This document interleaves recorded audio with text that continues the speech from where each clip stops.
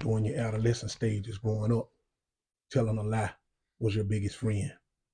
You can be in a situation where, it could be a life or death situation. It could be a friend. It could be you need money.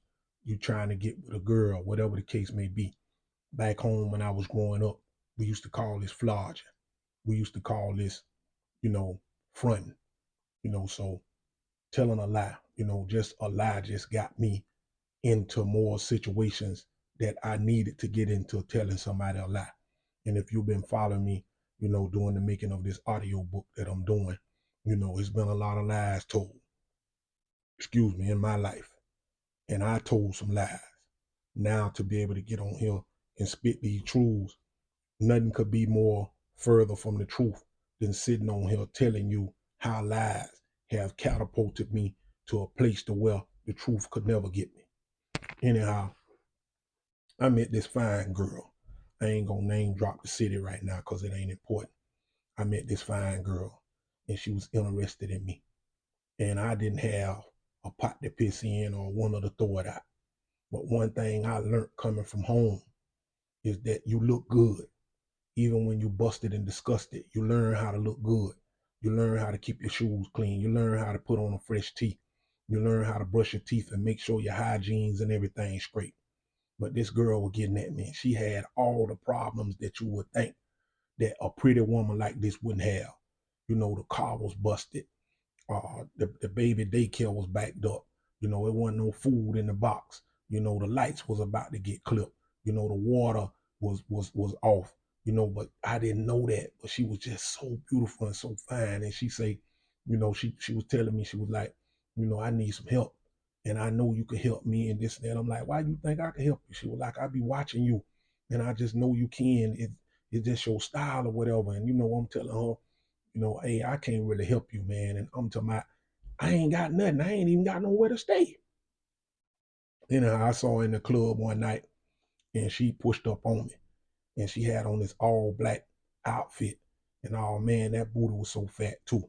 You know what I mean? And she was whispering in my ear. We were dancing and she was whispering in my ear telling me, I want you to come home, but I need your help. I need you to help me. I'm like, baby, I can't help you, man. What you talking about? My friend had just paid for me to get in the club. You know what I'm saying? So she was like, but she had me so in the mood. I just told her what she wanted to hear. Look, man, I'm going to help you, man. All that stuff that you've been telling me about, I'm going to help you. Well, I want you to come home with me tonight. I'm going to go home and take a bath and blah, blah, blah, blah.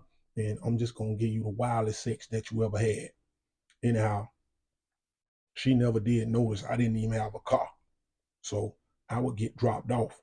And if I left, I had to get picked up. But I had to tell her what she wanted, what she needed to hear. And I sat there and told her the same lies that them crackers told when they wrote the United States Constitution in the 1790s. I told her everything she wanted to hear. And after I got up and woke up the next morning, I called my homeboy to come pick me up.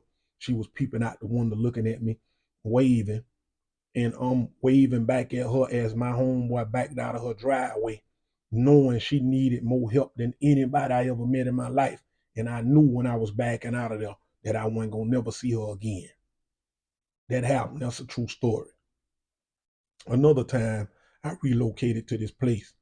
And like I said, coming from where I come from, you learn how to look good, even if you got it. If you got it or you don't, you just keep yourself up the best way you can. I went to this club. A homeboy told me, man, you need to come to this club. Mind you, me, the car that I had, it was a smidge away from the light being on E. It had a crook in his neck. And I'm talking about it was slobbing. And I think I had maybe like $10. It cost $5 to get in. So I knew what that $5 was going to do for me. I was in the club standing up, looking kind of like what I'm looking now. I remember I had on like a suede jacket. I had on a Cuban link. I had just got the charm iced out when I had some money earlier in the year, but I'm busted now. I ain't got nothing. So this bad chick come up to me and she was like, hey, what's up? You standing over here by yourself? You ain't got nobody? I was like, no, I ain't got nobody. So she was like, What you gonna be doing later on? She said, Waffle House. I was like, damn. In my mind, I said that, damn. Then she was like, me and my friends over here at the table, you can come over here and chill. I said, no, I don't want to come over there and chill. In my mind, I can't, cause I know these bras probably gonna ask me for something.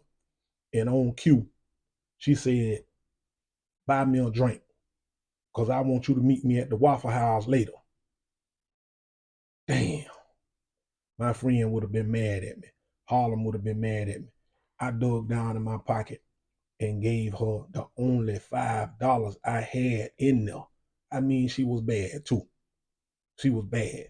She was all up on me, smooching all on me. Oh, your cologne. She don't know. I just sprayed the last cologne. I just sprayed the last little bit of cologne out. So anyway, I remember leaving from the club so dejected. And I said, I'll never do that again. I would never go to another spot where I ain't got no money in my pocket, because when you ain't got no money in your pocket, no matter how you flodge it or how you front, it just don't come together. It don't mesh right. You understand? So I rolled by that Waffle House and I had a few coins in the ashtray. I had went and put maybe like, I think like $3 or $4 worth of gas in the car before I had coins in the ashtray. And I went and bought me a bag of chips and went home and went to my homeboy house and drunk some water. And the next time I came to that club, I was on my feet.